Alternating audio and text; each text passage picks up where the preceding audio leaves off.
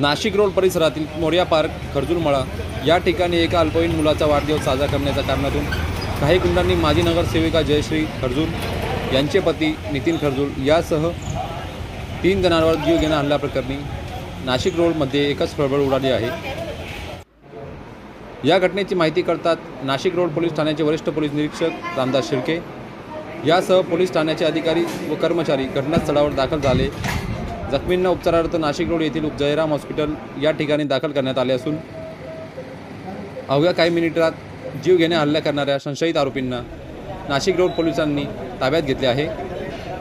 जखमी नितीन खर्जूल माजी नगरसेविका जयश्री खर्जूल यांचे पती असून बांधकाम व्यवसाय किरण खर्जूल हे देखील या हल्ल्यात जखमी झालेले आहेत। या घटनेची माहिती करताच जयराम हॉस्पिटल बाहेर एकच गर्दी केली होती। घडल्या प्रकरणाबाबत माहिती घेतली असता वाढदिवस साजरा करत असताना परिसर स्वच्छंद मांडत असल्याने नितीन खर्जूल व त्यांच्या सहकाऱ्यांनी संबंधितांना समजवण्याचा प्रयत्न केला असता रवींद्र गाडे व त्यांचा भाऊ संदीप बडवे यांच्यावर 5 ते 6 अज्ञात संशयितांनी यांच्यावर हल्ला चढवला।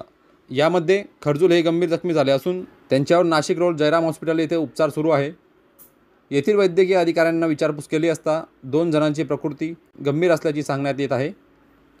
हल्ला करणाऱ्या संशयितांना नाशिक रोड पोलिसांनी ताब्यात घेतले असून पुढील तपास नाशिक रोड पोलीस ठाण्याचे वरिष्ठ पोलीस निरीक्षक रामदास शिर्के यांच्या मार्गदर्शनाखाली सुरू आहे।